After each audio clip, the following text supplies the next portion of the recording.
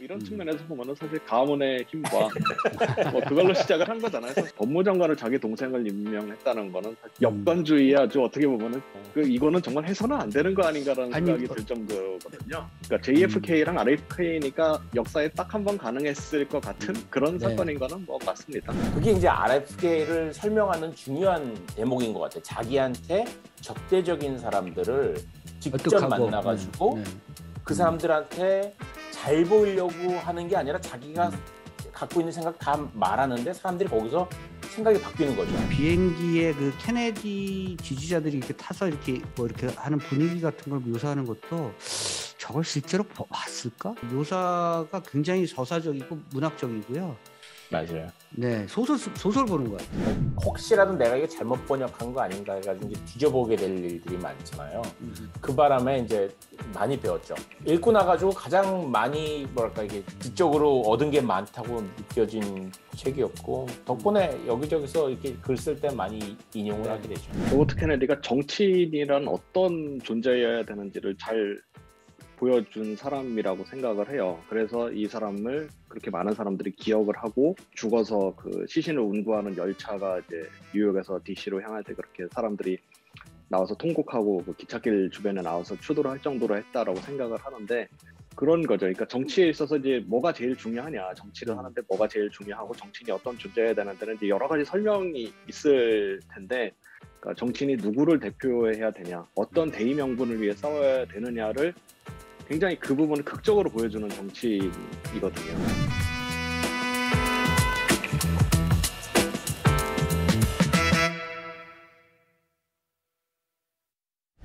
자, 여러분 안녕하십니까? 오캐스트 오동진입니다. 저희가 북캐스트죠. 영화와 시네마를 연결한 시네마틱 캐스트라고 합니다. 오늘 굉장히 중요하신 두 분 모셨고요.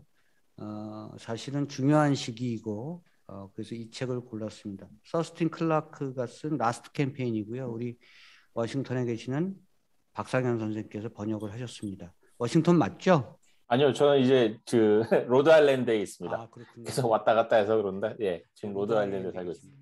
유정원 변호사 모셨는데요. 우리 박상현 선생님의 말에 따르면 유정원 변호사께서 미국 현대 정치사의 전문이시고 특히 케네디 가문과 아주 가깝다는 그런 말까지 있을 정도로 아주 전공이시라고 해서 모셨습니다. 지금 우리가 대선을 앞두고 있고 50일간을 앞두고 있고요. 이 라스트 캠페인이 로버트 케네디가 미국 민주당 경선 82일간의 캠페인을 다루고 있습니다. 그래서 굉장히 비슷한 시기이고 저는 책을 보면서 뭐랄까요, 기이한 동일화를 많이 느꼈어요. 우리나라 상황과 60년대 미국과 2020년대 한국 굉장히 오버랩되는 부분이 많아서 우리가 뭔가 되새겨 봐야 될 얘기가 많다. 또 배워야 될 얘기가 있고 지금 우리가 어떻게 지금의 한국의 정치나 한국의 사회를 올바르게 착지시켜야 되느냐 이런 부분에 대해서 이 책을 가지고 한번 귀감의 지점을 찾아보려고 합니다. 두 분 인사하시죠. 네, 박상현 선생님 어떻게 지내셨어요? 네, 안녕하셨어요. 네, 뭐 잘 지내고 있습니다. 뭐 계속 뭐 글 쓰고 있고요. 네. 한국에 좀 더 자주 방문을 해야 되는데 올해는 가능하지 않을까 싶습니다. 제가 SNS를 보니까 우리 박상현 선생님께서 예전에 비해서 보다 적극적이고 공격적으로 정치적 발언을 좀 하시는 것 같다는 느낌을 받았어요. 왠지 굉장히 짜증을 내시는 것 같더라고요. 이제 한국의 정치에 대해서. 네, 그래서 약간 짜증과 화가 났구나. 왜냐하면 너무 엉망이니까.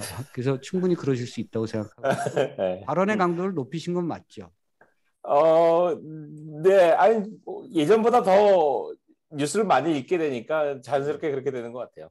네, 우리 유정원 변호사께서는 제가 미리 뵙지를 못해서 변호사분들도 자기 전공 분야가 있는 거죠?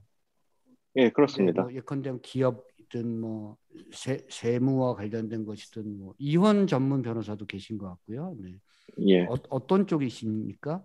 예, 저는 전공을 하는 거는 기업법을 전문으로 하고 있고요. 그래서 뭐 정치나 이런 쪽하고는 사실은 전혀 연관성은 없는 프랙티스를 하고 있어서 저는 뭐 인권 변호사는 아니고 그냥 물권 변호사라고 평소에 얘기를 합니다.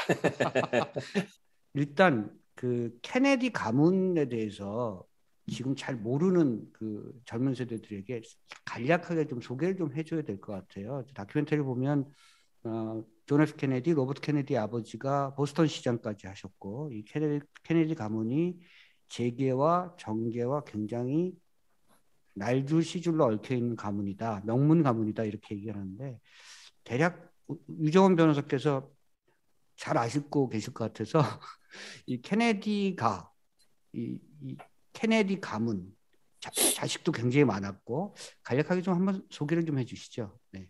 기본적으로 이제 아일랜드 네. 이민계고 네. 당시 케네디 대통령이 그래서 이제 최초의 가톨릭 대통령이고 지금 네. 현 바이든 대통령이 이제 두 번째로 가톨릭 신자로서 대통령이 됐고, 네. 그러니까 아마 제가 알기로는 케네디 대통령 그리고 그 로버트 케네디의 조부 네. 시절에 이제 뭐 은행 비즈니스라든지 여러 비즈니스로 이제 그 가문의 부도 많이 쌓고 그때부터 이제 국직 진출을 시작을 해서, 그러니까 로버트 케네디랑 JFK의 아버지는 뭐 제가 알기로는 그 주영 미국 대사를 네네, 지냈고, 네네. 그래서 아마 그때부터 이제 그 자식 중에 누군가를 대통령으로 만들겠다라는 정치적인 야망을 가진 걸로 알고 있어. 원래는 이제 그 JFK랑 RFK의 형, 그러니까 장남인 조셉 패트릭 케네디가 원래 이제 가문의 그런 대표 주자로서 예, 대통령 뭐 출마까지도 도전을 생각을 했는데 이게 불행히도 2차 대전 때 전사를 하는 바람에 이제 그 과업이 이제 JFK한테 떨어져서 JFK 때 와서는 이제 대통령까지 가는 거를 성공을 했고, 사실은 그 동생인 로버트 케네디는 법무장관 상원의원 거쳐서 이제 오늘 얘기를 하는 대통령 출마까지 했고, 그 이제 그 밑에 동생이 이제 테드 케네디 같은 경우는 굉장히 뭐 오래 상원의원을 했죠. 에드워드 케네디죠. 네. 예, 뭐 분명 에드워드 케네디고 통상 이제 테드 케네디라고 보통 얘기를 하는데, 예. 테드 케네디가 스캔들도 또 적지 않았던 인물이었던 그렇죠. 네. 네. 비서가 아마 같이 차를 타고 가다가 익사를 했었나 뭐 그래서 선거운동원이죠. 선거운동원이랑 같이 네. 근데 그 사건에 대해서는 뭐 이렇게 특별히 뭐 음모론이라고 할 게 없을 정도로 미국에서는 일반적으로 그거 그냥 권력형으로 조용해진 일이라고 얘기를 하더라고요. 테드 케네디가 사실 그 사건 이후로 약간 좀 정치적인 어떤 상승세가 꺾인 것 같은 그런 느낌을 제가 좀 받았었고요. 아닌가요?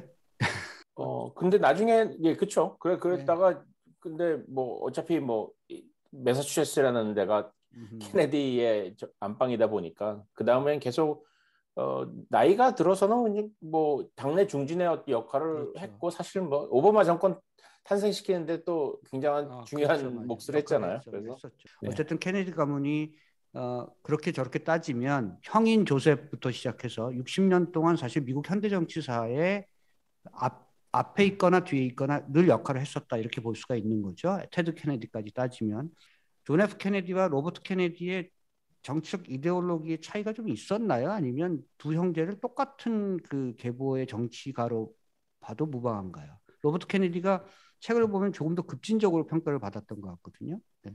그 이유가 뭘까요? 네. 존 F 케네디는 50년대를 지나면서 미국이 가졌던 60년대 초에 미국이 가졌던 이슈에 대한 대응으로 그렇게 우리가 알고 있는, 그래서 뉴 프론티어죠. 그렇죠. 스푸트닉 같은 거의 문제, 소련의 그 상승을 어떻게 미국이 저지하고 미국이 앞장서 나갈 것인가 하는 그런 이슈를 가지고 있었다면은 로버트 케네디 같은 경우에는 근데 60년대에 미국이 존 F 케네디 그 시절부터 미국이 크게 앞서 나가면서 경제적으로 굉장히 잘 살게 됐는데 나중에 지금 생각해 보면 전부 다 백인들이었다는 거죠. 그래서 65년도인가요? 그 캘리포니아에서 왓츠 라이엇 일어났을 때만 해도 그때 이제 왓츠 라이엇을 이 책에도 잠깐 나오긴 하는데 그 폭동이 일어난 이유가 흑인들이 60년대 경제 성장에서 완전히 도태가 됐다는 거죠. 그래서 그때부터 인종 문제가 본격화되기 시작했는데 이게 경제적으로 우리는 완전히 잘 사는 나라가 아니라 우리는 잘 사는 나라에 살고 있는 후진 국민이구나라는 거를 자각하게 된 게 60년대인데 RFK가 그러니까 형하고 다르게 그 이슈를 자기의 어떤 어젠다로 삼고서 캠페인을 그러니까 그 종전 이후로 그러니까 네. 베트남전 종전 이슈가 줄어들면서 그쪽으로 옮겨간 게 아닐까. 네. 그게 영화로는 캐슬린 비글로우가 몇 년 전에 디트로이트라는 영화를 만들었고요. 그 시대를 배경으로 해서 이른바 이제 흑백 갈등 문제의 계급적 문제가 어디서부터 시작되는가를 영화가 보여주고 있어서 저도 사실 그때 좀 뭐랄까 이렇게 세상 공부하게 됐던 기억이 납니다. 그러니까 제가 봤을 때는 존 F 케네디도 미쿠바 미사일 사태 때를 보면 굉장히 보수적이었고요. 그리고 특히 냉전 이데올로기에 있어서 미국적 이익과 이른바 반공주의를 앞세웠던 인물이고 로버트 케네디가 사실은 그 조셉 메카시하고 반미 활동위원회 활동을 같이 했었고 그렇죠, 맞아요. 네. 사실은 좀 양가적인 인물이었던 것 같은데 이 사람이 변하게 된 계기가 무엇일까? 저는 그렇게 생각하면서 책을 유심히 봤었어요. 유정훈 변호사께서 잘 아실 것 같아요. 존 F 케네디는 원래 좀 귀족적이고 공부하고 그래서 자기가 이성적으로 어떤 이데올로기를 선택했다면 로버트 케네디는 현장에서 자기 생각을 좀 바꾼 케이스가 아닌가 이런 생각이 들어서요. 어떻게 보십니까? 그래서 저도 뭐 RFK가 특별한 계기가 있어가지고 어떤 특정한 사건이나 이런 특정한 인물과의 만남 이런 거를 계기로 변했던 단서는 좀 찾기는 어려운 것 같은데, 근데 사실은 뭐 예를 들면 마틴 루터 킹 목사에 대한 입장을 보면은 뭐 처음에는 그 마틴 루터 킹 목사에 대한 그 도청을 FBI가 네, 후보가 도청하는 거를 네, 그 승인하기도 했고 이 사람을 네, 굉장히 의심스럽게 보고 그 넷플릭스 다큐에도 나오지만은 이제 그 캠페인하는 과정에서 뭔가 그런 민권 이슈를 꺼내면 이게 득표에 도움이 안 되니까 안 된다라는 그 입장을 가지지만은 네, 나중에는 굉장히 그 마틴 루터 킹에 대해서 동지적인 의식을 가지고 굉장히 음, 그 암살 사건이 일어났을 때 굉장히 대단한 추모의 연설을 하잖아요. 그러니까 네, 형의 죽음을 계기로 그리고 이제 홀로 독립해서 자기 정치를 하게 되면서 음, 그 현장에 대한 감각을 좀 키워나간 사람이 아닐까 싶어요. 그러니까 이 네, 사람이 뉴욕주 상원의원, 그러니까 사실은 어떻게 보면은 매사추세츠 네, 출신이고 인데 뉴욕주 상원의원을 했지만은 상원의원 하는 동안 뭐 예를 들면 동부 켄터키에 있는 백인들의 그런 그렇죠. 네. 빈민 마을을 찾아간다든가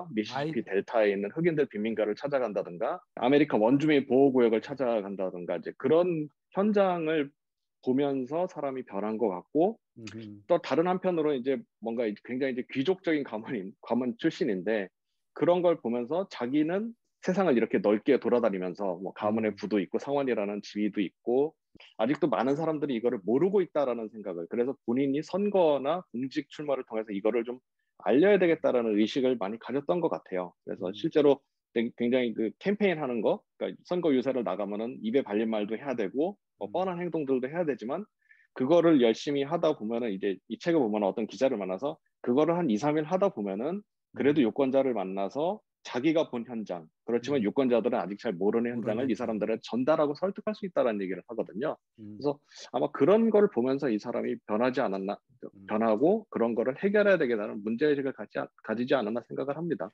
일종의 나로드니키 같아요. 그러니까 현장 속으로 들어가면서 분나로드 한 거죠. 현장 속으로 들어간 지식인이 어떻게 바뀌었나. 러시아 문학식으로 얘기하면 고리끼 같아요. 그러니까 싸우면서 배우는. 그 전까지는 자기가 머릿속에서 반공 이미지를 갖고 반공 이데올로기를 갖고 있었고 그랬는데 지금 말씀하신 것처럼 빈민가를 다니면서 흑인 아이들을 보고 뭐 굶주린 뭐 인디안 원주민 아이들을 보고 이러면서 이제 생각들을 바꾸고 자기의 가치관을 정립한 그런 케이스 같아요. 그러니까 삶의 가치관을 좀 가졌던 것이 로버트 케네디가 아닌가. 그리고 세 가지 주요 정책 방향도 전쟁 반대한 거고 베트남 전쟁, 그다음에 민권 문제, 차별 그러니까 문제를 어떻게든 바꾸려고 한 거고 하나가 빈곤 문제였던 것 같아요. 그러니까 60년대에 양극화된 미국의 자본주의를 어떻게든 극복하겠다. 그 당시로서는 상당히 잘 먹히기 힘든 그런 이데올로기를 가지고 도전한 대권 후보가 아니었나 라는 생각이 들고 이런 점들을 보면 이제 존 F 케네디랑 좀 차별성이 있다 이렇게 봐도 좀 무방할까요? 유정원 변호사님 어떻게 보십니까? 존 F 그런 케네디 면에서는 예, 그 네, 형하고는 굉장히 차별점이 있다라고 생각을 하고 뭐 네, 사실은 본인도 자기는 1968년 대선에 출마를 하니까 1960년에 출마했던 음, 형하고는 다른 문제를 다른 방식으로 대응하겠다라는 생각을 한 네, 것 같고요. 그리고 사실 저는 이제 이 로버트 케네디가 빈곤 문제를 직접적으로 다루었다는 게 사실 굉장히 좀 네, 놀라운데 네, 이게 킹 목사가 그 유명한 이제 I have a dream 연설을 했던 그 집회 이름이 사실은 마치 온 워싱턴 for jobs and freedom이었거든요. 그러니까, 네, 네. 그러니까 직업과 자유를 위한 워싱턴 대행진이었다는 걸 보면은 사실 아하. 그 당시에 흑인들이 뭐 여러 가지로 그냥 차별을 받았지만은 아하. 굉장히 이 사람들한테 중요한 문제였고 본인도 원했고 철폐를 할 수단으로 생각했던 거는 사실은 경제 문제였던 것 같아요.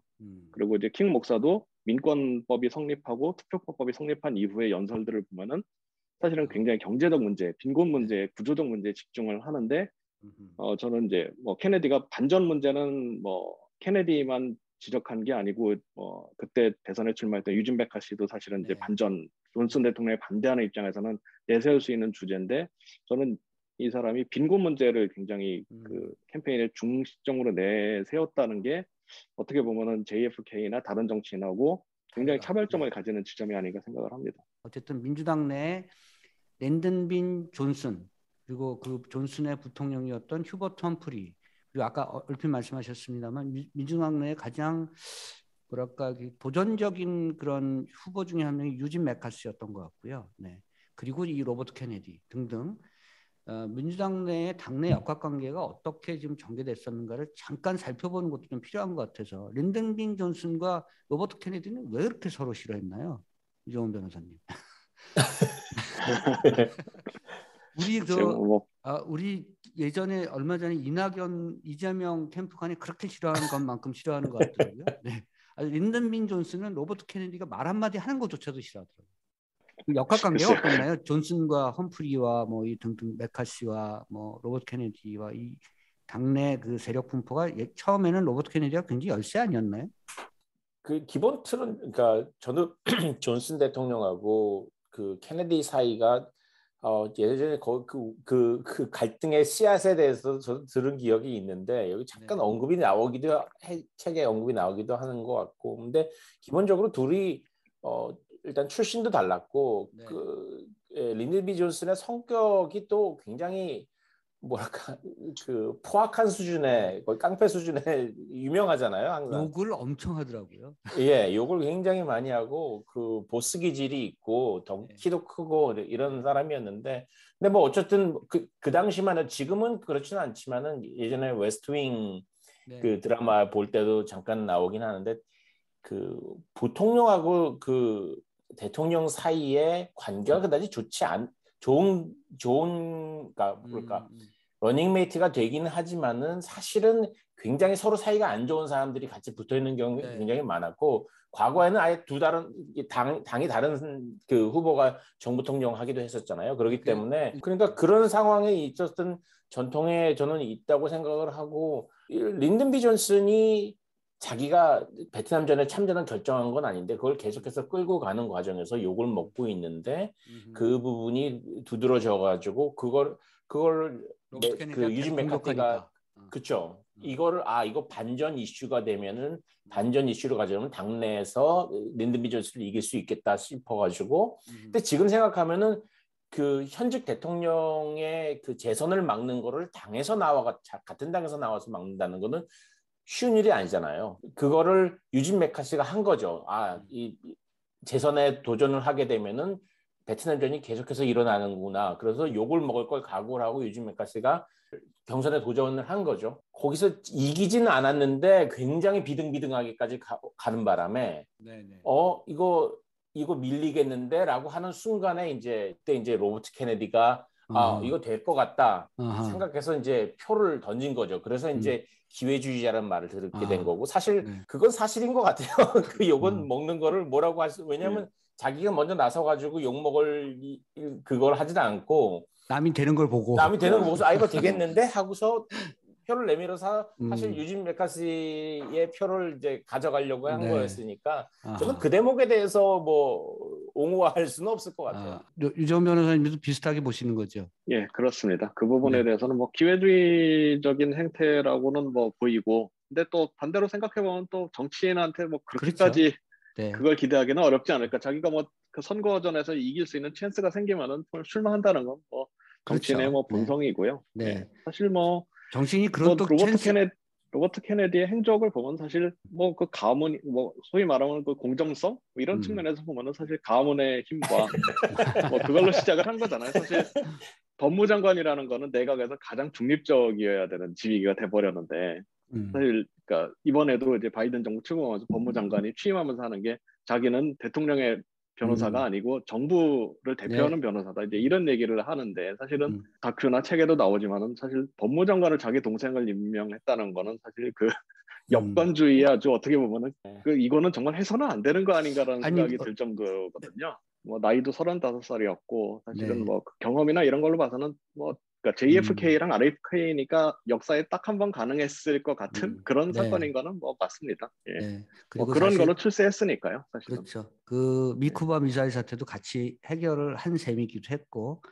대중들한테 그런 이미지가 각인됐었던 건 사실인데 지금 두 분이 말씀하신 것처럼 당내 경선에 뛰어드는 과정 자체는 조금 뭐 약간 무리가 있었다. 유진 메카시가 놔뒀다면 유진 메카시와 린든 존슨의 대결 구도가 갔었을 가능성이 높다 이렇게 보시는 거죠. 근데 존슨이 어쨌든 중간에 그 대선 출마를 포기한 거잖아요. RFK가 뛰어들는 바람에 이제 더 이상 가능이 없겠다. 이게 RFK 말은 그랬거든요. 근데 그 말은 저는 맞는 것 같아요. 만약 유진 메카시만 가지고 있었으면 덤볐으면은 해봤을 만할 텐데 거기에 이제 로버트 케네디까지 뛰어드니까 이거는 안 되겠다 싶어서 이제 포기했던 것 같아요. 네. 그런데 또 그 존슨은 사실은 그렇다고 유진 메카시를 지지할 수도 없고 그렇죠. 또 로버트 케네디를 지지할 수도 없으니까 자기의 부통령이었던 그렇죠. 험프리를 지지한 거죠. 다시 삼자 구도로 간 거죠. 그런 면에서 저는 그 보면. 당내에서 린든 존슨이 거기까지 가기에 갔을 때는 그만큼 지지 세력이 많이 있었을 텐데 그 지지 세력은 당연히 유진 메카시나 아니면 로버트 케네디를 싫어하겠죠. 근데 그 네네네. 사람들의 표를 결국 그때만 해도 대의원들이 그 결정을 하는 거였기 때문에 그 사람들만 고스란히 가져가면 또 이기는 거니까 그러면 휴버트 험프리가 부통령이 가가지고 그냥 린든 존슨 그렇죠. 표를 가져가라 이렇게 된 거죠. 이어받으면 되니까. 네. 그렇죠.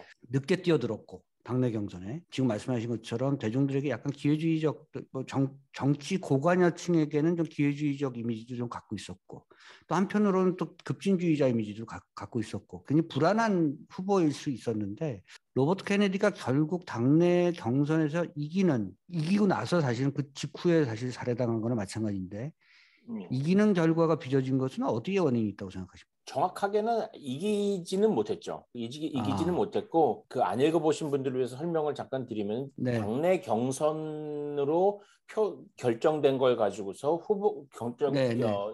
이긴 사람이 후보가 된다는 식의 변화는 72년도에 일어났기 때문에 아직 68년도만 해도 경선 자체가 직접적으로 그 티켓이 되는 건 아니었고요.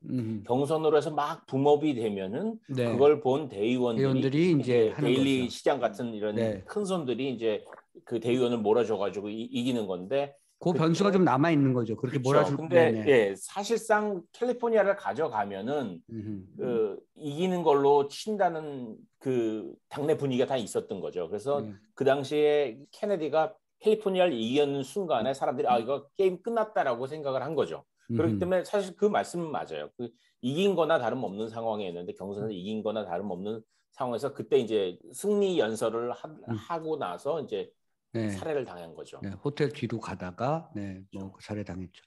그 동력은 로버트 케네디가 이길 수 있었던 동력은 어쨌든 당내 경선이긴 합니다만 대중주의일까요? 그 흔히 얘기하는 포퓰리즘과는 좀 차별되는 대중의 욕구에 기반한 자기의 정치 노선을 밝혔다. 아까 말씀드린 것처럼 빈곤 문제라든가 반전 문제는 오랫동안 지속되었던 문제니까 또는 그 민권 문제, 차별 문제라든가 이런 것에 대해서 좀 더 확실한 자기의 목소리를 냈던 것이 당내 경선에서 이길 수 있었던 요인이다. 이렇게 볼 수 있을까요? 로버트 케네디의 승리 요인이 승리로 가고 있는 그 요인이 자기가 일관되게 추진했던 몇 가지 지점들을 계속해서 대중들에게 설득했다. 이렇게 볼 수 있나요? 제가 생각할 때는 저는 RFK가 그러니까 정치를 함에 있어서 누구를 대표할 것인지를 분명히 했기 때문에 그런 것 같아요. 그러니까 저는 이제 직업이 변호사고 변호사는 누군가를 대리하거나 자문하는 게 업이면은 사실 이제 이게 본인이 누구인 인지를 인식하는 게 제일 중요한 거거든요. 네. 제 의뢰인이 그러니까 저는 변호사는 자기 의뢰인을 위해서 일을 하는 거고, 그러니까 정치인도 자기가 대변하는 유권자들을 위해서 일을 하는 거거든요. 그러니까, 대단히 이게, 중요한 말씀 같아요. 네. 예, 이게 뭐 당연히 물론 대통령은 모든 국민, 자기를 지지하든 반대하든 모든 국민을 위한 대통령이 되어야 하지만 기본적으로 정치를 할 때 그리고 선거 과정을 치를 때는 자기가 어떤 유권자를 대변하는지가 명확해야 되거든요. 그게 정치적 동력이 되는 것이고 로버트 케네디가 그 면이 명확했던 것 같아요. 그러니까 말하자면 예를 들면 휴어트 험프리 같은 경우는 당내 세력, 존슨 대통령을 비롯한 뭐 베트남 전쟁을 계속 지속해야 된다는 뭐 세력이라든지 이런 기득권 세력의 옹호를 받을 수는 있지만 사실 휴버트 험프리가 어떤 유권자를 대변해서 출마했냐라고 하면 그 부분은 아마 휴버트 험프리 본인도 답변을 못했을 거거든요.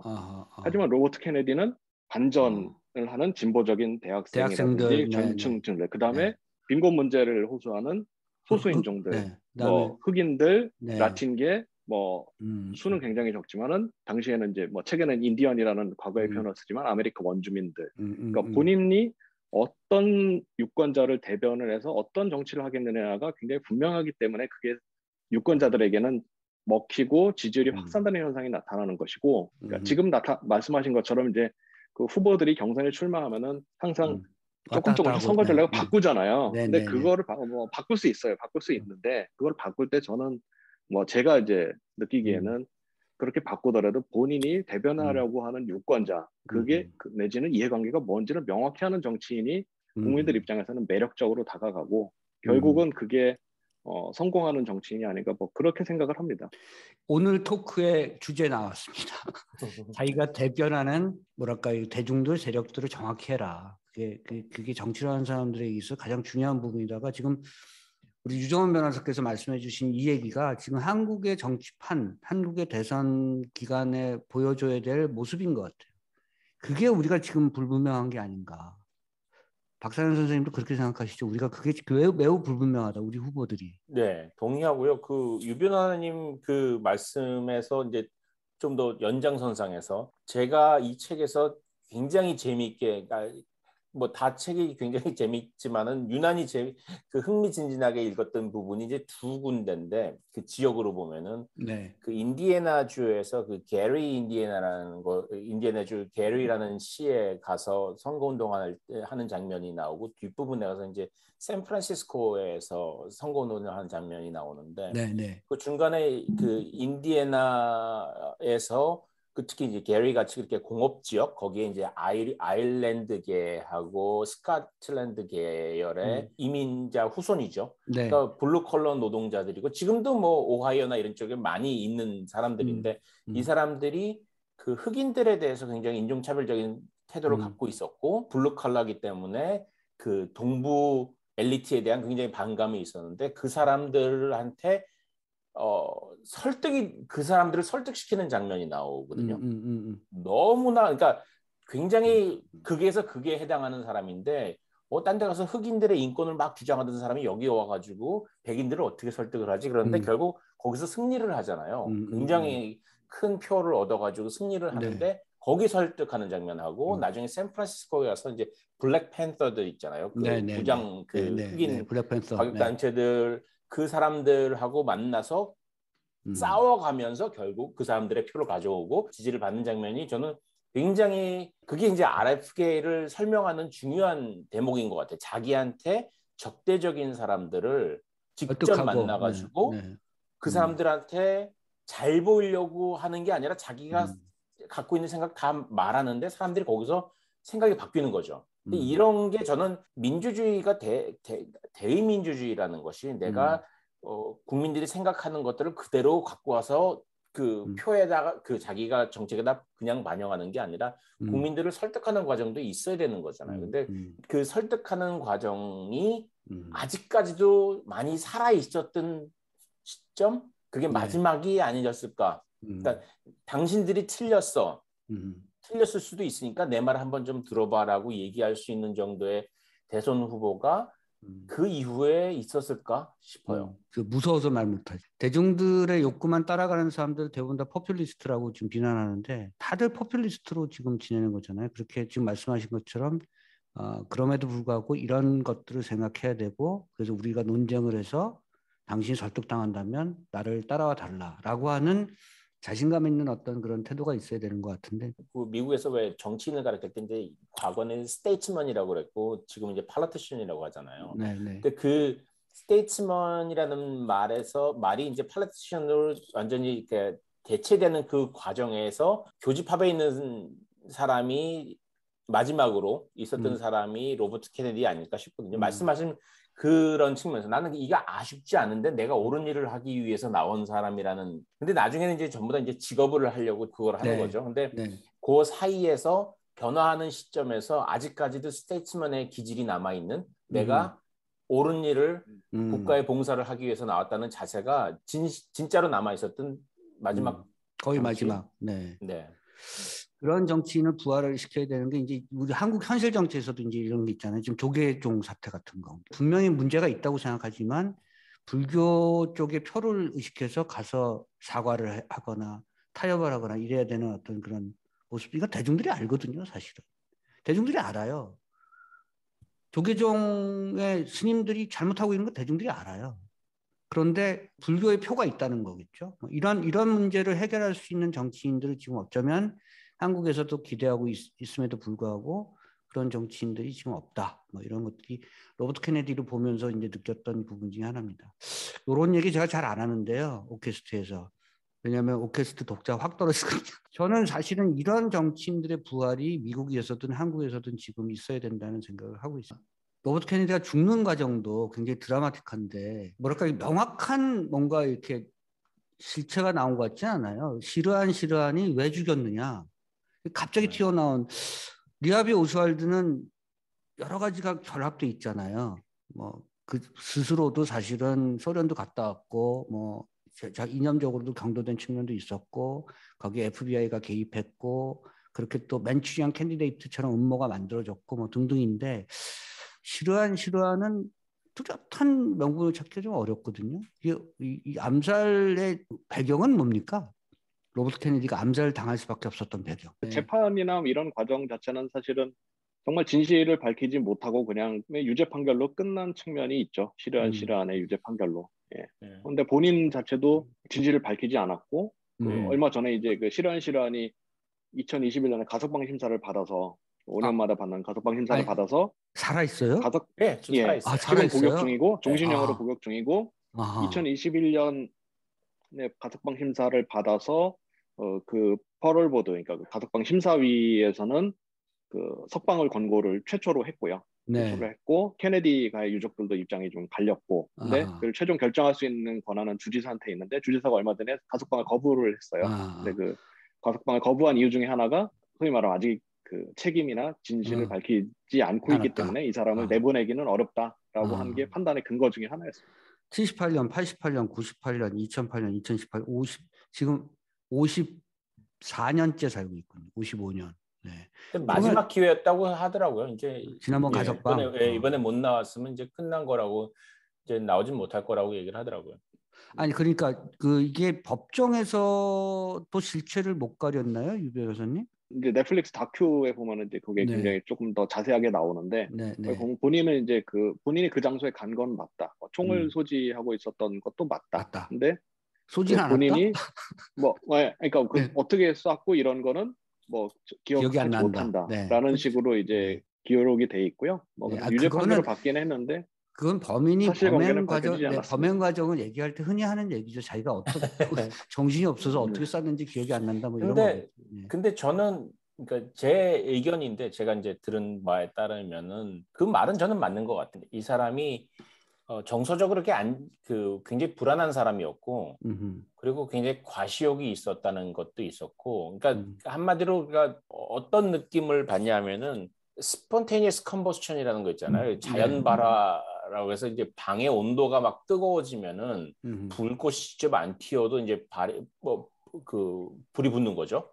화재가 나면은 온 집안이 한 번에 불이 나는 이유가 이제 온도가 올라온. 저는 그 당시 상황이 그랬다고 생각을 하고 책 내내 나오지만 저 사람 로버트 케네디 분명히 죽는다 모든 사람들이 하라 그랬는데 그 주변에 있는 사람만이 아니라 미국 사람들이 다 알고 있었다는 거죠. 네. 저러다 죽는. 왜냐하면 그때가 그렇게 사나운 시대였고 린든 B 존슨도 나중에 딴 데도 아니고 샌프란시스코에서 또 암살 당할 뻔하거든요. 네네네. 그래서 어떤 여성이 총 들고 와가지고 호텔에서 나오는 린든 존슨을 총을 쏘는 장면이 나오는데 이제 그걸 이제 막 그러니까 그런 식으로 그때만 그러니까 대통령에 대한 아니면 후보에 대한 경우도 없었고 총 막 쏘고 그러던 상황이었기 때문에 이 사람 같은 그러니까 좀 정신이 온전하지 네. 못한 사람들이 그냥 총 들고 가서 쏠 만한 환경이었다는 게 내 생각이에요.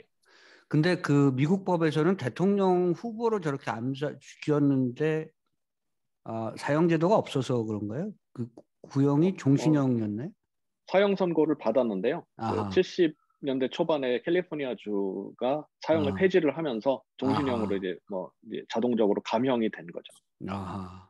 그래서 원래는 이제 그 변호인들은 이 사람 사형만 면하게 하려는 변호 전략을 구사를 했는데 실패를 했고 사형이 선고가 됐었습니다. 네네. 그 근거리에서 쐈더라고요, 아주. 네. 그러니까 이제 예전에 그 로널드 레이건에게 총격을 가했던 범인이나 또 우리 핑클린가요? 네네. 조니 핑클린. 네. 그 존 레논 죽인 범인이나 네. 사실은 특정한 이유보다는 범행 동기가 자기가 유명해지고 싶거나 뭐 유명인과 동급이 되고 싶었던 욕망 뭐 이런 것들이 작동했던 것이 아니었나 싶은데 아마 로버트 케네디도 그런 측면에서 마침 근데 또 싫어한 이 사람이 또 팔레스타인이어서 그러니까 이제 아무래도 미국이 친이스라엘 정책을 펴니까 뭐 그런 부분에 대해서 반감이 있었던 터고 뭐 그런 것도 좀 복합적으로 작동했는데 흔히들 얘기하는 것처럼 뭐 정치적 그런 복합적 음모가 작동했던 것은 아닐 수 있다. 존 F 케네디는 확실히 그렇게 죽었던 것 같고요. 미국의 발흥하는 군산 복합체의 어떤 그 자본의 욕망이 존 F 케네디를 지들끼리 결합해서 죽이게 한 것 같고 로버트 케네디는 좀 다른 면이 있었던 것이 아닌가 이런 생각을 했습니다. 네. 우리 박사님 선생이 번역하신 책의 마지막 장 제목이 결국은 이렇게 끝나는군 이게요. 제목이. 네. 그게 굉장히 가슴에 와닿았었어요. 아까 말씀하신 것처럼 스스로도 알고 있었다는 거잖아요. 자신의 비극적 죽음을 예고하고 있었던 것이고 결국은 이렇게 끝나는군. 시대가 정말 비극이에요. 이게 뭔가 해보려고 했었던 시대이고 그랬던 사람들이 모였던 그런 그 세상이었는데 다들 이렇게 꽃이 꺾이듯이 다 꺾였던 것 같아요. 로버트 케네디가 그 마지막을 장식한 인물이 아니었나 하는 생각이 들어서 그 제목이 결국은 이렇게 끝나는군이 저는 굉장히 뭐랄까 이렇게 통절하게 느껴졌어요. 정말 슬프고 어떻게 보면 세상은 68년에 끝났을 수도 있다. 끝났었던 것일 수도 있다. 이런 생각을 했었는데만 제가 오반가요? 68년에 끝났다고 생각합니다. 저는 어떤 종류의 세상이. 그렇죠. 근데 68년이나 70년 전에 세상은 한번 꺾인 것 같아요. 그게 지금 60년 동안 계속 그 분위기가 이어져오고 있는데 유정훈 변호사께서 어떻게 생각하십니까? 예, 저도 이 책 역자의 말이라든지 이런 데 보면은 이 미국이 1968년에 머물러 있다. 내지는 그때의 문제를 해결하지 못하고 있다라는 거는 그 부분에 대해서는 충분히 공감을 하고 진짜 그런 측면이 있다라고 생각을 하고요. 근데 또 다큐를 보다 보면은 그 이제 사람들의 인터뷰를 따는 그 화면 중에 보면은 그때 사람들도 지금처럼 서로 이게 정치적으로 너무 양극화가 돼서 반대 진영은 설득이 안 된다. 흑백 대립이 너무 심각하다. 경제적 불평등 너무 심각하다. 그런 얘기를 똑같이 하고 있었거든요. 그래서 정말 진짜 그때 이후로 우리가 진보한 거는 맞나 좀 이런 생각을 좀 합니다. 예. 네. 그러니까 오버랩되는 부분이 너무 많아요. 그러니까 여기서 제가 밑줄 그으면서 본 내용들이 많은데 로버트 케네디가 뭐라고 하냐면 어떤 사람한테 대기업은 제가 흑인 편에 섰다고 생각해서 저를 끌어내리려고 해요. 그런데 여러분들은 제가 주류 세력과 한패라고 해서 절 싫어하시더군요. 이런 거죠. 이런 정치인들과 이런 정치적 그런 갈등이 지금 현재 똑같이 벌어지고 있는 거죠. 그랬을 때 실제 정치인이나 그런 정치인을 바라보는 지지자들이나 어떤 태도를 가져야 되느냐가 굉장히 중요한 것 같고요. 이 책에 사실 많은 답이 달려 있다고 저는 생각해요. 60년 전의 일이지만 지금 뭐랄까 동시성이 있고 리바이벌 되고 있다고 생각을 하거든요. 그래서 저는 굉장히 귀중한 책을 서스틴 클라크가 쓰기도 했지만 박상현 선생께서 한국에 소개해 주셨다고 생각합니다. 저는 이 르포르타주를 쓰는 미국의 저술가들을 보면 뭐랄까 문학적이라고 생각해요. 뭐 비행기에 그 케네디 지지자들이 이렇게 타서 이렇게 뭐 이렇게 하는 분위기 같은 걸 묘사하는 것도 저걸 실제로 봤을까? 저런 자료들을 어디서 구했을까? 이런 생각이 들 만큼 묘사가 굉장히 서사적이고 문학적이고요. 맞아요. 네, 소설 보는 것 같아요. 그러니까 네. 한국은 이렇게 못 쓰거든요, 한국 사람들. 한국 사람들 굉장히 드라이해서 이거 팩트에 틀리지 않았을까? 이런 거 써도 될까? 뭐 이러면서 못 써요. 근데 굉장히 그런 부분에 있어서 굉장히 잘 쓴 것 같고, 저는 이 책에서 박사현 선생님께 한번 추천을 받고 싶은데, 마틴 루터 킹 그 추모 연설 같은 경우 있잖아요. 이게 마틴 루터 킹이 했던 연설만큼 유명한 겁니까? 어떤가요? 그, 여기서 그 묘사되고 인디애나폴리스에서 했던 연설 네네 네. 말씀이시죠? 네. 그게 네, 즉흥 연설이었다고 여기서 네. 네. 준비했던 거 이제 다시 집어넣고 어느 음. 정도 준비를 했을 텐데 이제 또 본인이 그 당시만 해도 엘리트 교육을 받은 사람들이라 그런지 이제 시도 자기가 평소에 읽던 시도 이제 뭐 그 네. 바로 읊을 수 있는 사람들이고 그런 면에서 봤을 때는 준비는 돼 있었던 것 같아요. 이거를 내가 이 상황에서 정치적인 어떤 기회를 삼아야 되겠다라고 생각해서 할 수 있는 일로 보이지는 않고, 네네. 근데 굉장히 진심이었고, 저는 진심이었던 게 전달된 것 같아요. 그리고 네. 물론, 근데 지금 생각해 보면은 사실 저는 꽤 늦게 알았는데, 네. 마틴 루터 킹도 그 연설을 할 때, 그, I have a dream 연설할 때가 30대 초였어요. 네. 이 여, 굉장히 젊은 사람들이거든요. 그러니까 이제 지금 우리로 따지면 50대인 거죠. 왜냐하면 네. 이 지력이 요새 현대인들은 늦으니까 이때 20대, 30대 때 세상 바꾸자고 다 혁명했고요. 젊은 네. 시절에 다 그랬었던 거죠. 네. 제가 이게 약 150페이지부터 한 155페이지까지 굉장히 연설에 대해서 할애해서 그렇죠. 그 부분이 굉장히 네, 길게 많이 됐죠. 할애했죠. 네. 미국에 필요한 것은 분열이 아닙니다. 미국에 필요한 것은 증오가 아닙니다. 미국에 필요한 것은 폭력과 무법이 아닙니다. 서로를 향한 사랑과 지혜와 연민 그리고 정의감입니다. 흑백을 초월해서 미국 내에서 여전히 고통받는 사람들에 대한 정의감 말입니다. 뭐 이런 얘기를 이제 즉흥으로 한 거죠. 대단히 뛰어난 뭐랄까 그런 지성을 갖고 있는 그런 후보가 아니었나 싶고요. 하지만 백인 대다수와 이 나라의 흑인 대다수는 함께 살기를 원하고 삶의 질을 높이기를 원하며 이 땅의 모든 사람이 정의를 누리기를 원합니다.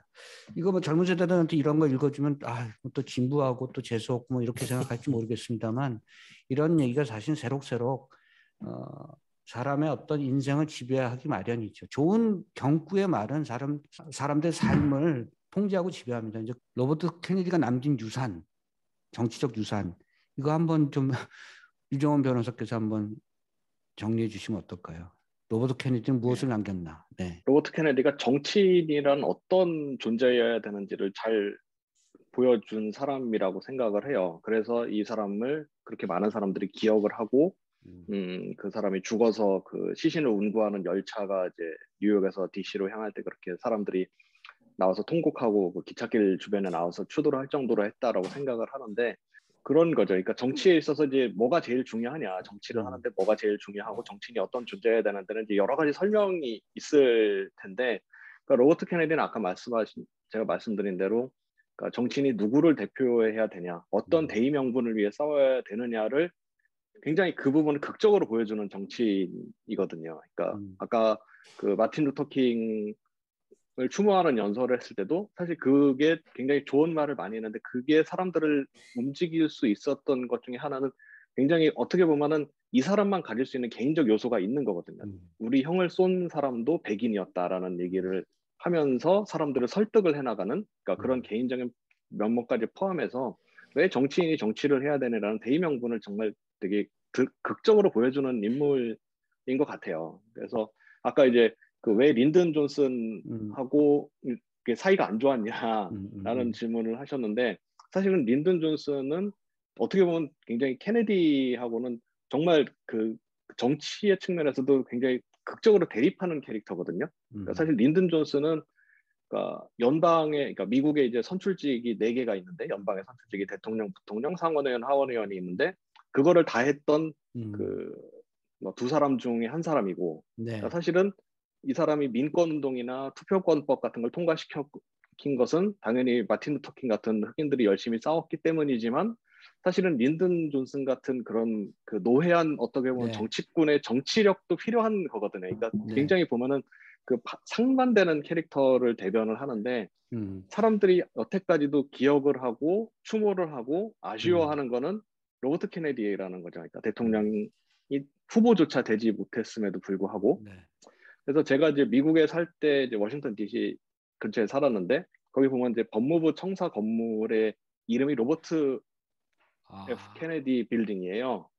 그래서 뭐 처음에는 이제 이게 법무부의 수장이었으니까 뭐 그럴 수 있겠다라고 생각을 했는데, 그게 언제 됐냐라는 걸 알아보니까 2001년에 부시, 그러니까 조지 W 부시 대통령 때 그 백악관에서 그 명령을 해서 그 건물 이름을 그렇게 바꾼 거더라고요. 그러니까 민주당의 정치인이었지만 그 사람이 가진 정치인으로서의 어떤 상징 자본 내지는 그런 업적은 정파가 다른 사람들도 가져다 쓰고 싶을 정도의 어떤 그런 유산이 상징적인 가이죠. 의미와 네. 유산을 가진, 네. 그러니까 레거시가 굉장히, 그런 면에서는 대통령을 하지는 않았지만은 정치인으로서의 레거시는 굉장히 무한하게 추모될 수 있는 그런 정치인인 거죠. 그래서 그런 정치인이 뭘 해야 되는지를 잘 보여주는 캐릭터인 것 같아요. 우리 유 변호사님께서 오늘 말씀은 그렇게 많이 안 하셨습니다만 핵심적인 2가지 말씀하신 것 같아요. 로버트 케네디는 정치인이란 어떤 사람인가를 보여줬던, 그 표상을 보여줬던 인물이고, 그리고 정치인이란 자기가 누구를 대변할 것인가를 정확히 포지셔닝 해야 된다는 것. 이 2가지에 대해서 굉장히 정확하게 말씀해 주셨고, 아마 이 책의 핵심 내용이 아닌가 싶습니다. 그러니까 박상현 선생님께 질문 드리고 싶은 거는, 이런 책을 번역하면 좀 뭐랄까 달라집니까? 삶이? 그런 것 같아요. 그러니까 책을 이게 읽는 것과 번역하면 굉장히 다른데, 굉장히 뭐랄까 이렇게 자기 몸에 새기는 것 같은 걸 거잖아요. 책을 내면화시키고 달라지셨을 것 같아요. 그런 책이 있고 아닌 책이 있는데 이 책은 그런 느낌이었어요. 저한테는 공부가 굉장히 많이 됐고, 사실 대충은 알고 있는 내용인데 내가 굳이 로버트 케네디, JFK에 대해서도 잘 모르는데 로버트 케네디, 그것도 대통령도 안 된 사람이 한테 쏟아야 될 그 시간 뭐 잘 안 하게 되잖아요. 근데 번역을 하면서 굉장히 많이 알게 됐고, 그냥 읽으면은 지나갈 수 있는 내용을 혹시라도 내가 이거 잘못 번역한 거 아닌가 해가지고 이제 뒤져보게 될 일들이 많잖아요. 그러다 보니까 굉장히 많이 찾아봤어요. 굉장히 많이 찾아봤고, 그 바람에 이제 많이 배웠죠. 그래서 읽고 나가지고 가장 많이 뭐랄까 이게 지적으로 얻은 게 많다고 느껴진 책이었고, 덕분에 여기저기서 이렇게 글 쓸 때 많이 인용을 하게 되죠. 한국의 역사학과에서 미국 현대사를 가르칠 때 교재로 썼으면 좋겠어요. 여기는 그 밑줄을 그으면서 그러니까 연결해서 꼬리에 꼬리를 무는 역사적인 그런 공부가 굉장히 많이 되는 책이라고 생각하고요. 아까 말씀하신 것처럼 60년대 모든 게 한 번 끝났습니다. 그러니까 유럽에서는 68혁명이 그랬었고, 일본에서는 어떻게 보면 전공투나 뭐 이런 쪽이 그랬었죠.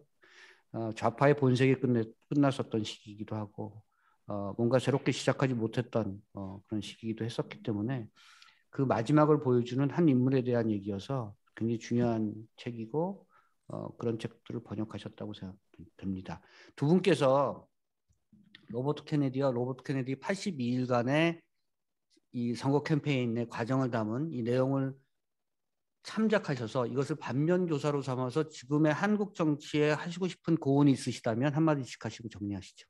저도 다른 건 아니고 뭐 로버트 케네디처럼 뭐 불편한 얘기를 좀 하시면 좋겠어요. 불편한 얘기를 하면 좋겠고, 그러니까 로버트 케네디는 뭐 예를 들면은 인디애나 의과대학원 학생들 앞에서도 뭐 그런 보건의료 정책을 뭐 이런 서비스를 구축하면은 뭐 그 비용은 누가 내냐 그러면 뭐 당신들이 내야 된다라고 얘기를 했거든요. 당신들 그러니까 뭐 틀렸다 막 이러고. 네. 네, 그러니까 그냥 뭐 요즘 뭐 맨날 뭐 2030이든 네. 뭐가 됐든 뭐 유권자들을 뭐 만나고 접촉하고 뭐 그런 건 좋은데 그런데 가서 뭐 불편할 수 있는 얘기도 하고 사실은 여기도 그런 게 나오죠. 이제 사실 이제 시대가 바뀌어서 로버트 케네디도 어떤 이제 약간 발언 실수를 했으면은 이제 책에도 보면 그런 장면들이 이제 나오거든요. 이게 현대처럼 소셜 미디어가 발달한 시대에 나왔으면은 바로 이제 소셜 미디어에 반영이 돼서 뭔가 욕을 먹었을 텐데 뭐 그 당시에는 그런 게 없었으니까 넘어가도 그런 시대 뭐인 측면도 있고 지금 시대가 좀 다른 측면도 있지만은 반면에 또 사람들이 유권자들은 뭐 소셜 미디어든 뭐를 통해서 그런 얘기를 불편한 얘기든 솔직한 얘기를 후보들한테 직접 듣고 싶어 하거든요. 네, 그래야지 한국 정치가 좀 업그레이드 되겠죠. 말을 좀 바꿀 수도 있는 거죠, 사실은. 내가 그렇게 생각했는데 현장에서 다녀보니까 그게 네. 아니더라. 그래서 좀 전략을 좀 바꾸겠다. 그리고 그렇게 해서 가는 게 지금 당장은 불편하더라도 궁극적으로 그게 맞는 목표다라고 얘기하면 얘기할 수 있어야 되는데 뻑하면 뭐 포퓰리스트 얘기 듣고 뭐 말 바꾼다고 얘기하고 서로가 서로를 그렇게 공격하니까 지금 말씀하신 것처럼 솔직한 자기의 정치적 입장들을 표명하지 못하는 그런 부분이 있는 것 같습니다. 언론이 그런 걸 좀 해야 된다고 생각하는 부분도 있고요. 박사연 선생님께서 말씀해 주시죠. 제 생각도 사실 뭐 유 변호사님이랑 생각이 다르지 않고요. 어떤 아까 그 잠깐 스테이츠맨 네. 얘기를 잠깐 들었는데 이 사람들이 그렇게 얘기할 수 있는 자기가 생각하기에 자기 신념을 얘기할 수 있는 게 내가 대통령이 되는 것이 내 CV의 완성이다. 내 레주메의 완성이라고 생각을 하는 사람들이면은 아무 말 자기 하고 싶은 말 못하죠. 그 자기가 네. 해야 된다고 생각하는 걸 못하는 건데 내가 맞습니다. 내가 정말로 여기 이 일을 왜 시작했는지를 아는 사람이라면은 그리고 그게 이제 저는 로버트 케네디가 줄 수 있는 교훈이라고 생각하거든요. 결국 닉슨하고 로버트 케네디 직접 붙지 못했는데 그때 대통령이 된 사람하고 대통령이 되지 못한 사람 중에 사람들이 기억한 사람이 누구냐는 거죠. 로버트 케네디를 기억을 하는 거기 때문에 당신이 5년 동안 아니면 4년 동안 나라에 따라서는 대통령이 돼가지고 욕을 먹고 아니면은 그러고서 물러나는 사람이 될 건가 아니면 내가 대통령이 되든 안 되든 내가 이 일을 하기 위해서 그 정치인이 됐다 할 때 그 일이 뭔지를 알고서 해야 된다는 거 그게 저는 경선 과정에서 좀 나왔으면 좋겠어요. 왜냐하면 네. 이게 당을 대표하는 후보가 된 다음에는 좀 쉽지 무조건 당이 않은데. 승리해야 된다는 그것 네. 때문에 이제 몸을 사려야 되는데 그러면 거기까지 가는 과정에서 경선 단계에서는 저는 자기 색깔을 확실하게 드러내고 자기가 그러면은 내가 생각하기에 정말로 우리나라를 훌륭한 나라로 만들기 위해서 국민들을 더 잘 살고 더 행복한 사람들로 만들기 위해서 이걸 해야 된다고 믿는 그 아이디어가 나오고 그 다음에 거기서 선택이 돼야 된다고 생각을 하거든요. 근데 네. 지금은 뭐 처음부터 그 계산을 다 하고 경선에 들어가고 그 다음부터 그러니까 아무런 감동이 없죠. 물론 네. 정치가 감동을 위해서 하는 건 아니지만은 그러다 보니까 결국 가장 낮은 단계의 아이디어가 모든 사람들이 공유를 하게 되고 그거를 노리면서 득표 활동을 하고 있으니까 정치를 보면 사람들이 이제 요구를 하게 되는 거겠죠. 좀 정치인들이 훌륭해야 좋은 정치인들이 생긴다고 생각하거든요. 정치인들이 후지면은 사람들이 그 일을 하고 싶지 않거든요. 그래서 결국 똑똑한 사람들이 정치에 안 가게 되는 거니까 저는 정치하는 사람들이 굉장히 훌륭한 사람들이 많이 있어야 후세에도 좋은 정치인들이 나온다고 생각을 하고 네, 그렇습니다. 그런 면에서 봤을 때는 굉장히 아쉽고 좋은 교훈을 남겨주는 후보가 아닐까 싶어요. 저는 한국 정치가 좀 배워야 될 것은 격조라는 생각합니다. 격조와 교양과 품위가 있었으면 좋겠고요. 그랬을 때 토론도 국민들을 설득할 수가 있거든요. 언제부턴가 예를 들어서 그런 것들이 없어진 것 같아요. 교양이라고 하는 측면들이 정치에서.